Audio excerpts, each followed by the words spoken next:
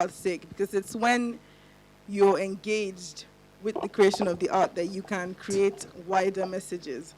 I think if you go from the message is your focus, the art suffers and the message suffers because it's not palatable and it's not readable, it's not enjoyable. Whereas if you start with the art, then the message will always be there. This is what Wole Soyinka has said many times, the particular becomes global. In her response, Bayangana said, it is hard to separate art and message. General, I would agree with Chibundu that they are interlinked. It's very hard to separate the two. If you're going to be all message, then you'd rather write a pamphlet. But if you're writing a novel, it is a work of art where the artistry and what it's saying, its social impact, cannot be separated. In identifying yourself as female writer, the writer has to identify with the problems women face. I'd also like to talk a little about this issue of identity as a writer. And since I'm a storyteller, I will tell a story. I was at a panel like this in South Africa where we were celebrating the birthday of Nadine Gordimer, the Nobel Prize laureate, when she turned 88. And the very first thing she said is, "I am not a woman writer," which was quite a shock to me because I was supposed to respond to what she had, to her speech. And I didn't know where to go because it was a women's symposium. And I felt that in that statement, there was an erasure of all the privileges that she had lived and experienced as a white woman in South Africa in the apartheid era. That a black woman in South Africa at that time would not have become a Nobel Prize laureate, and that in identifying yourself as a woman writer, you're recognizing all the challenges that women face, that I do not come to this place alone. There are so many of my sisters who did not have the education that I do represent. However, I do acknowledge that element of choice, that the whole point of the women's movement, women emancipation, is for us to choose how we want to identify. And that's why we have all these different names as to whether you're a womanist or a feminist or whatever you are. It's the choice that was what was fought for. And with the different generations, I think the third or fourth generation has the luxury to say, I decide to define myself simply as a writer, and not necessarily a woman writer or this writer. But the fact remains that you are standing on the shoulders of those women who went before, who allowed us to be here today.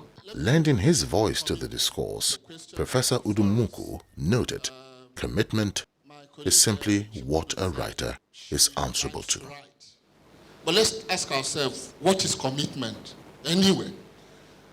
Commitment, in my own definition, is simply this: what a writer is answerable to. Every writer, whether he's male, whether he's woman, female, is answerable to something. And to be answerable to something means that the writer must understand his or her craft. Because if you don't master your craft, you cannot be answerable to something. But a writer who just goes out to master his or her craft cannot be a writer. Because to write is to communicate. To write is to invite. As John Paul Sartre said, he said, I write because I want to issue an invitation to my readers. And if you don't have knowledge of your craft, you can't invite your readers. So a writer must be committed to something, and not necessarily to his or her art.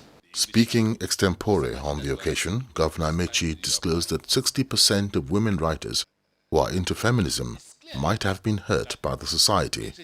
For instance, Buchi Emechita. He noted that literature in itself cannot divorce itself from the society.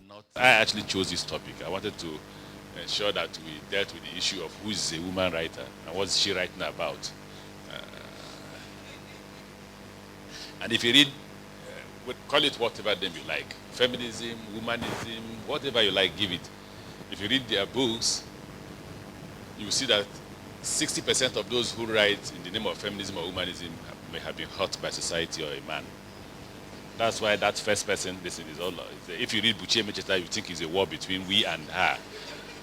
So when you say, when you talk about feminism in Africa, then you must look at what Buchi is writing.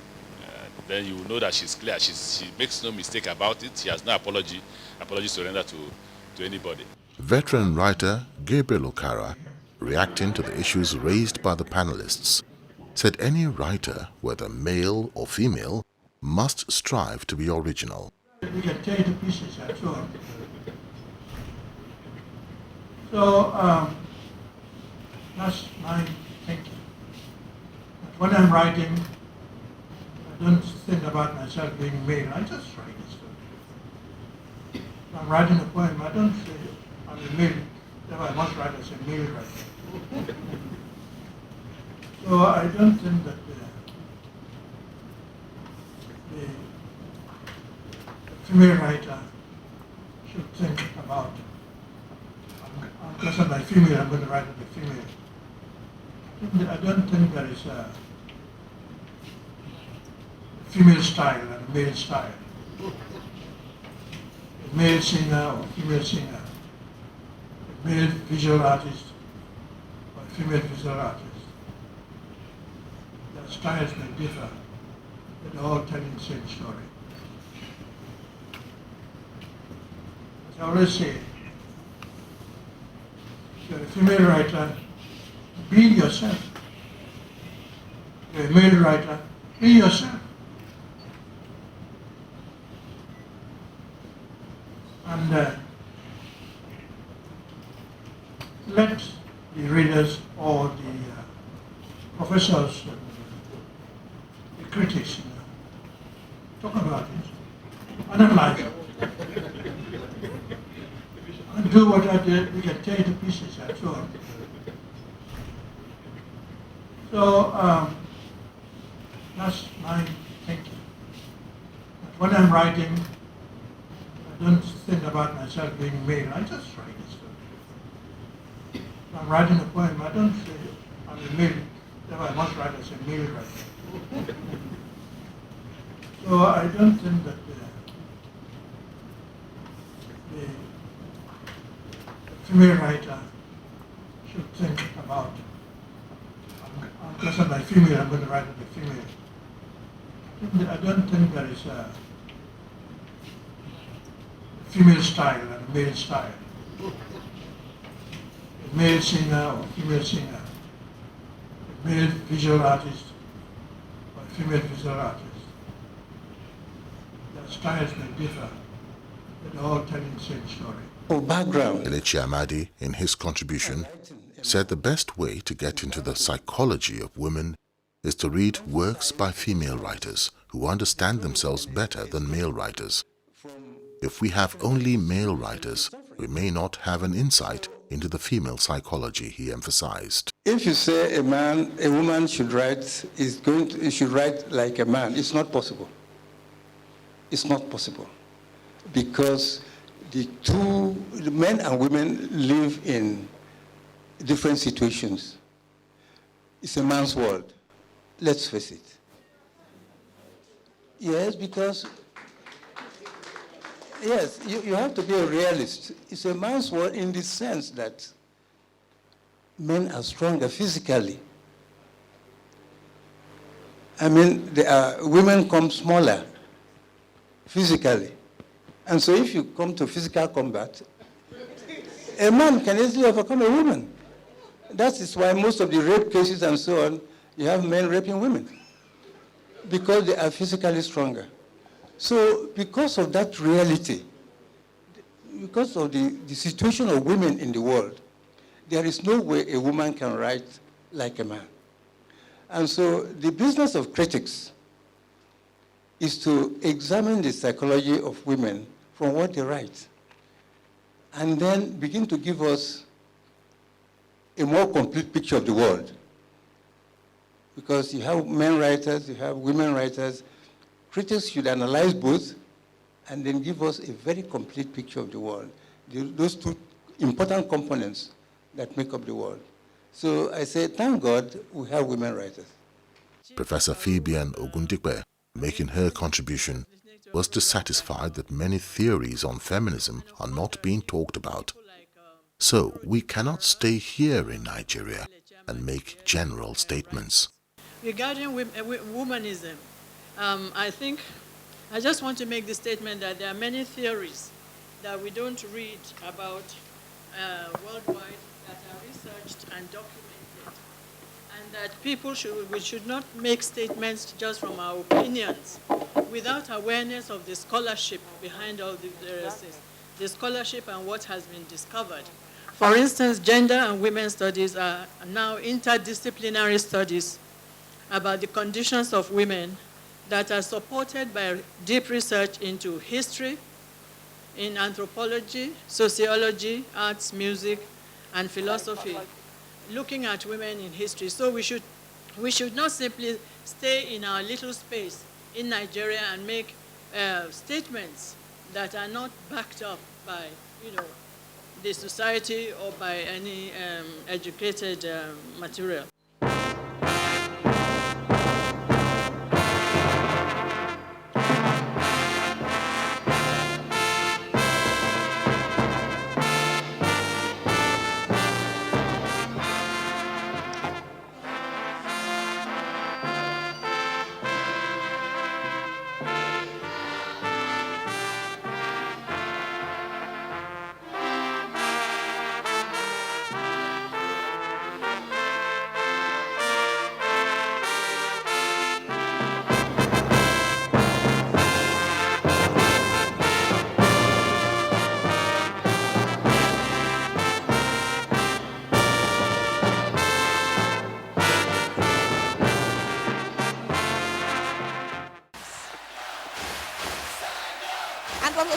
Is one of us for now. Another high point of the festival was the presentation of Port Harcourt as the UNESCO World Book Capital City 2014. Lead me to my destiny. I have waited patiently. I have vision, oh I believe. I know I can count on me, so stand up. Ladies and gentlemen, stand up as witness history in the making. Stand up for the champions, for the champions. Stand up for the champions, for the champions. Stand up, stand up, stand up for the champions, for the champions. Stand up, stand up, stand up. On behalf of UNESCO, I am honored to join you for the 5th Garden City Literary Festival and today's public announcement of Port Harcourt designation as World Book Capital 2014. Allow me first to extend my warm congratulations to the authorities and citizens of Port Harcourt. An international jury of eminent figures in the field of publishing has selected your fair city for this prestigious designation. And I quote, on account of the quality of its programs, in particular its focus on youth and the impact it will have on improving Nigeria's culture of books, reading, writing, and publishing to improve literacy rates. In April 2014, Port Harcourt will be the first African city to serve as World Book Capital City since UNESCO created this program in 2001. As a result of this prestigious distinction, Port Harcourt will assume a prominent role among the global community of authors, publishers, translators, printers, booksellers, book distributors, librarians, and readers, and become a hub of the book universe for an entire year. Before concluding, allow me to reiterate UNESCO's congratulations to Port Harcourt, World Book Capital 2014. I thank you for your attention.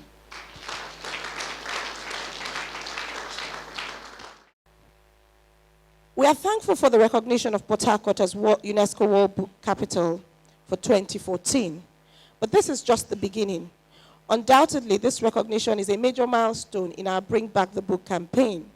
We must now build even more aggressively and with greater determination. Our focus is to return our city to its pride of place as the home of literature, culture, and the arts. As we unveil our city today as the UNESCO World Book Capital for 2014, we would like to celebrate the writers of our city, our colossus. Your Excellencies, distinguished ladies and gentlemen, I am certainly not a writer, but today really is for the writers. Today is also for all of us, those who read. And let me, on that note, welcome you to the beautiful city of Port Harcourt, to the wonderful state of rivers, a state that is full of possibilities, a state that is full of opportunities, a state that says we can dream and we can get there. Thank you very much. And a public presentation of the book written by Mrs. Coco Kalango, Nigerian Literature, A Coat of Many Colors. So the title of my review is A Coffee Table Approach to Coco Kalango's Nigerian Literature, A Coat of Many Colors. Let me begin by saying that this book, it's more than a coffee table book. It's an important book on Nigerian authors and literature. It is a book that will stir a lot of conversations in the days ahead. And that is a good thing for literature. Literature, by nature, is not a quiet enterprise. The noisier, the better. And I think this is a privilege. I consider it a privilege that I have been chosen to open the conversation on this book. Mrs. Kalango's book has a beautiful front cover, which is designed with 14 wonderful pictures. They are the faces of J.P. Clark, Buchie Mechita, Elechi Amadi, Chimamanda Adichie, Chukwuemeka Ike, Wole Soyinka, Zainab Akali, Ben Okri, Chena Achebe, Neo Shundare, Zulu Sofola, Flora Nwapa, Femi Osofisho, and Audio Femo. Of all the cover photographs, Mrs. Kalango shows her bias for Soyinka. Soyinka's photo is the biggest. Well, does it surprise you? Do you not know that Soyinka is the first African to win the Nobel Prize for Literature? Well, now you know. Also note that the other 36 writers have their faces on the back cover. You should see the back cover. These writers, the 36 of them are there in their diverse graces. Diverse graces. The book has 109 large gloss pages besides its unnumbered preliminary pages. The preliminary pages comprise the title page, the data page, the acknowledgement page, the epigraph page, which has a quote from Dr. Goodluck Jonathan. In fact, you should see that quote. Next is Dr. Jonathan's foreword to the book. Now, in case you don't know, Dr. Jonathan is the President of the Federal Republic of Nigeria. And that is why next to his foreword, you see the map of Nigeria. Next to that is an introduction written by Right Honorable Chibuike Rotimi Amechi, the Governor of Rivers State. Let us note that Dr. Jonathan and Right Honorable Amechi are committed writers. They show a lot of passion for literature. It is indeed a breath of fresh air to see leaders who are genuinely interested in literature. For that, I have looked keenly for typos and slips in their punctuations. Well, don't ask me if I've seen any. The SSS is here. Okay. They have all added value to the book. Period. And if you envy them for my bias towards them, I will run for office in the next election. Again, I say period. The dedication page is next. The book is dedicated to the Nigerian child, and that's wonderful. The next page is the contents page, which bears the names of the 15 Nigerian authors who are listed in the book. There are 35 men and 15 women. And mind you, I think 15 over 50 is less than 35% affirmative action for women. Mrs. Kalango's book is a great effort. You will see a vision for our culture in the publisher's note. You will see more in the note on Rainbow Book Club. And you will also see a snippet of our profile on page 103. When I got to that page, I stopped. And I spent 1 hour looking at our photograph. The braids, the forehead, the brows and the eyes, the nose, the teeth, the lips, of course. Why not? The lips. And I have also found out there's a very good heart that is lodged in this woman. That heart bears the vision for greater development of Nigerian literature. Don't take my words to the bank. I urge you to go and discover this book yourself. I recommend this book to everyone who is interested in Nigerian literature. I recommend this book to everyone who is a lover of books. I recommend it to you. Thank you for listening. I hope my coffee was not transferred. Thank you. In her speech on the occasion, the festival director, Kalango, emphasized the imperative of a reading society. She also spoke on the Port Harcourt dream. The vision that I hope we all share for Port Harcourt is of a city where literary talent is nurtured and where reading and writing is the norm. A city where aspiring writers are encouraged to soar to new heights. A city where the writer is free. I'm honored to stand before you today to welcome you to this wonderful city of Port Harcourt and to the Garden City Literary Festival 2012. This year's festival is special for several reasons. It's our 5th outing. We're looking at the topic of women in literature with a focus on Africa. This broad theme is interesting because it allows us to examine the work of women who are operating in the literary space: writers, publishers, booksellers, literary critics. We'll also be looking at what women write about and how relevant female writing is to our modern world. And we'll be looking at the way women are portrayed in literature. To tackle this exciting topic, we're joined by authors, critics, scholars, and the reading public. There's another reason why the Garden City Literary Festival 2012 is important. This year, our beloved city of Port Harcourt has been chosen to be UNESCO World Book Capital 2014.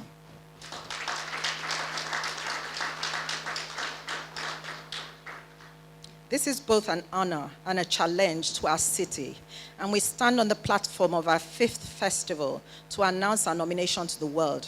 Port Harcourt has exciting times ahead. The vision that I hope we all share for Port Harcourt is of a city where literary talent is nurtured and where reading and writing is a norm. A city where aspiring writers are encouraged to soar to new heights. A city where the writer is free. We have said before that our work is a double-edged sword, reading and writing. If you take a look at the Garden City Literary Festival logo, you'll see that it has a map of Africa in it, with light emanating from Port Harcourt to the rest of Africa. This portrays the vision of the Rainbow Book Club to use literacy as a tool for development on this continent, beginning here in Port Harcourt. A reading people is a thinking people. In a reading society, a thinking society, when we see a broken down fuel tank, we do not take our buckets and go there to fetch petrol to sell for little money. A thinking person knows that this is a dangerous thing to do, as a single match can start a blaze that can kill dozens of people in minutes. If 4 boys between the ages of 18 and 20 in your community are accused of antisocial behavior, like stealing a laptop and a BlackBerry phone, or even more serious allegations like cult activity, what would a thinking society's response be? Faced with such a situation, the thinking society would realize that suspects are entitled to a fair hearing in a court of law. And if found guilty, then those suspects will pay the penalty according to the law. A reading society will not drag those four suspects through the streets, beat them up, strip them naked, pour petrol on them, and burn them like logs of wood. The reading society does not take the law into their hands and kill people without mercy. No, that is not the response of a reading society. That's not the response of a thinking society. In 2005, I quoted the saying that if you want to hide something from a black man, you should put it in a book. I don't agree with the designation black, but this is not the occasion to postulate my personal ideology. I will repeat what I said in 2005 in this hotel, and that is that by the time the Rainbow Book Club finishes with its work, the world will have to find somewhere else to hide information from the black man.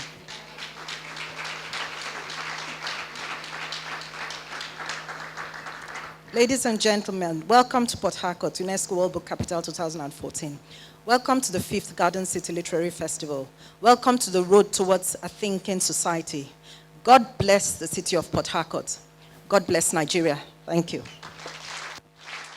I congratulate the city of Port Harcourt, Rainbow Club in particular, for this honor which they have brought, not only to the nation, but to the African continent.